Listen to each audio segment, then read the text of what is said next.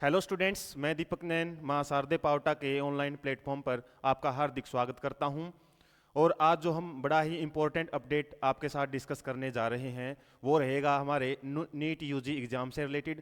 और जैसा कि हम सब जानते हैं, पिछले जो सेशन में काफ़ी गड़बड़ियां हैं एग्ज़ाम में देखने को मिली थी। कुछ सेंटर पे जो एग्ज़ाम पेपर है वो लीक होने की काफ़ी हमको जानकारी मिली थी। और उसी के काफ़ी सारी जो कमियों को दूर करने के लिए अब एक समिति है उसका गठन किया गया था। और उस समिति में मेनली कुछ बड़े ही इंपॉर्टेंट मेंबर थे और उन्होंने क्या किया, कुछ सुधारों को लेके कुछ ऐसी सिफारिशें हैं उस समिति ने बनाई जिसके बेस पे जो हमारी सुप्रीम कोर्ट है वो काफ़ी कुछ बदलाव है नीट यूजी के पैटर्न में करने जा रही है।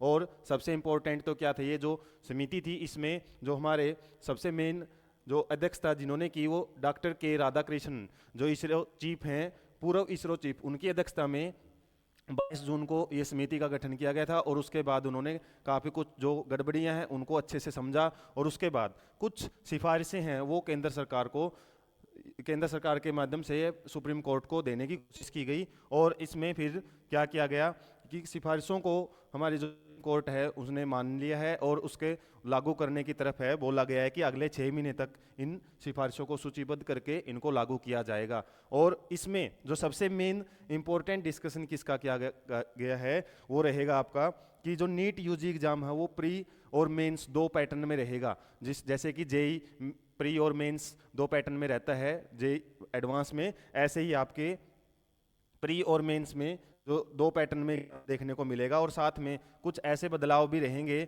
जो आपके लिए जानना बड़ा ज़रूरी है। जैसे कि कुछ ऐसे सेंटर हैं वो बनाए गए हैं जहां पे एग्ज़ाम सेंटर हम बोल सकते हैं जो सिक्योरिटी स्टैंडर्ड टेस्टिंग सेंटर का काम करेंगे। मतलब 1000 ऐसे सेंटर बनाए गए हैं जहां पे जो एग्ज़ाम है वो कंडक्ट किए जाएंगे। और जैसे पहले क्या होता था कि नॉर्मल जो प्राइवेट सेंटर है वहाँ पे एग्ज़ाम आपके देखने को मिलते थे, लेकिन अभी 1000 सेंटर ऐसे बना दिए गए हैं जो कि हर एक टर्म एंड कंडीशन को फॉलो करते हुए ही वहाँ पे एग्ज़ाम है वो लिए जाएंगे।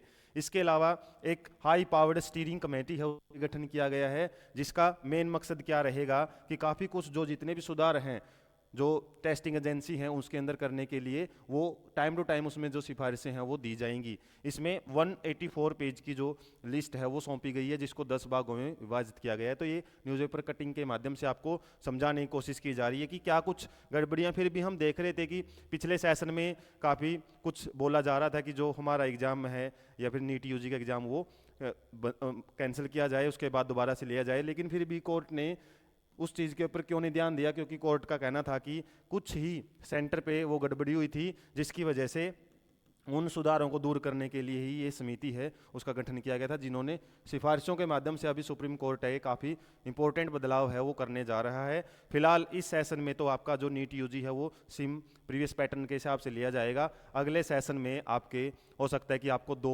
पैटर्न या फिर 2 एग्ज़ाम देने पड़े, नीट और यूजी। और इसी के लिए आप जो अपनी तैयारी है वो बड़े अच्छे ढंग से करते रहें, क्योंकि इसमें जितनी भी खामियां हैं वो आपको दूर होती हुई मिलेंगी। तो ऐसे ही इंटरेस्टिंग सेशन के लिए आप चैनल के साथ जुड़े रहें। Thank you so much.